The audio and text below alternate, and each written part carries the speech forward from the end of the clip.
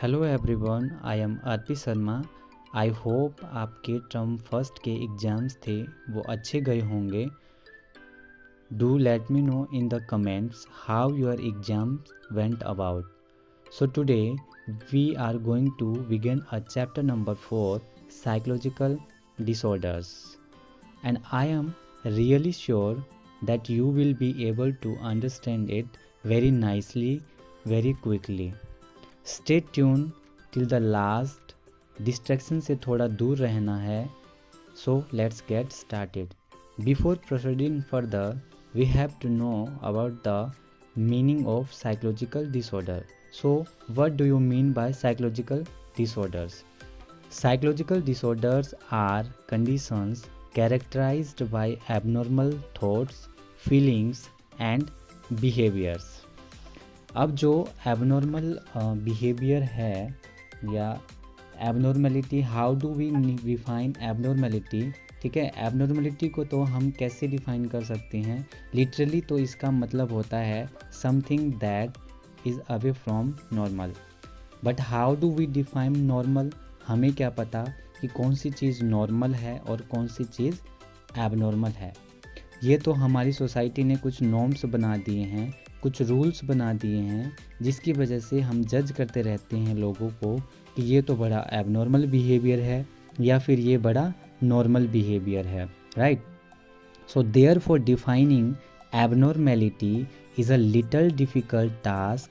तो इसीलिए साइकोलॉजिस्ट या मेंटल हेल्थ प्रोफेशनल्स ने क्या किया, उन्होंने 4 Ds दिए, जैसे डेविएंस, डिस्ट्रेस, डिसफंक्शंस एंड डेंजर।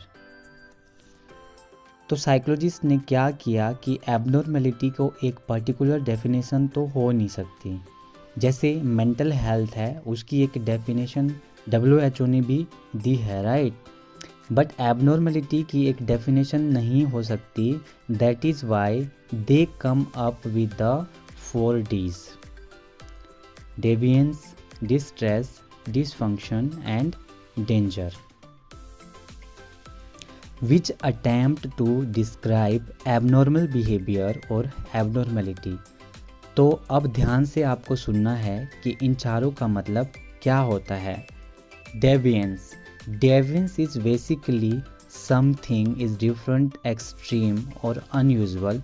तो हम बोलते हैं ना कि इस इंसान का जो बिहेवियर है वो काफ़ी डेविएंट है, मतलब हम सबसे काफ़ी अलग है, कुछ अनयूजुअल है, कुछ बड़ा ही डिफरेंट है, कुछ बहुत ही एक्सट्रीम वे में विजायर और अजीब सा है।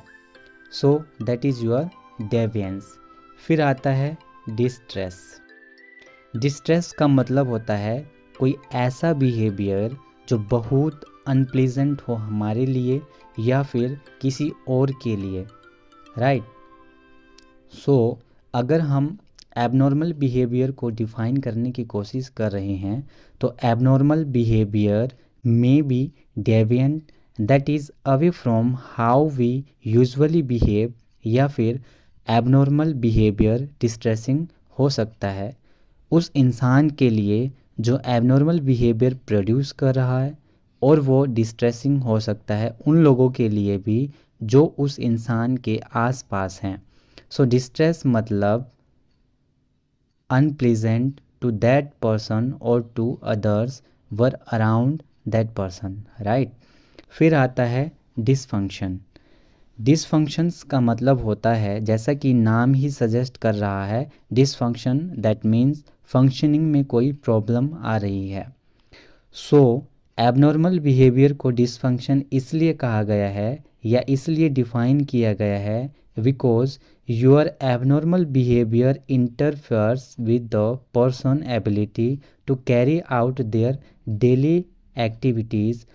तो हम सब जो अपनी डेली लाइफ में छोटी छोटी एक्टिविटी करते रहते हैं और अपना खाना खाना, क्लोथ्स पहनने हैं, या अपने ऑफिसेस, अपने स्कूल्स या कॉलेजेस में जाना है, we have to do our homework और we have to create a project. तो ये सारी चीज़ें हमारी अपनी डे टू डे एक्टिविटीज़ को, but people who tend to portray the so-called abnormal behavior have this dysfunctioning in their behavior. That means कि वो जो एबनॉर्मल बिहेवियर है या वो जो साइकोलॉजिकल डिसऑर्डर उनको हुआ है वो उनकी एवरीडे एक्टिविटीज़ में कहीं ना कहीं इंटरफेयर कर रहा है, right. And lastly we have danger. Danger का मतलब है कि जो एबनॉर्मल बिहेवियर इंसान कर रहा है हो सकता है उस इंसान के खुद के लिए डेंजरस है या फिर उसके आसपास जो लोग हैं उनके लिए डेंजरस है। तो just like distress we also have danger. So these are 4 Ds,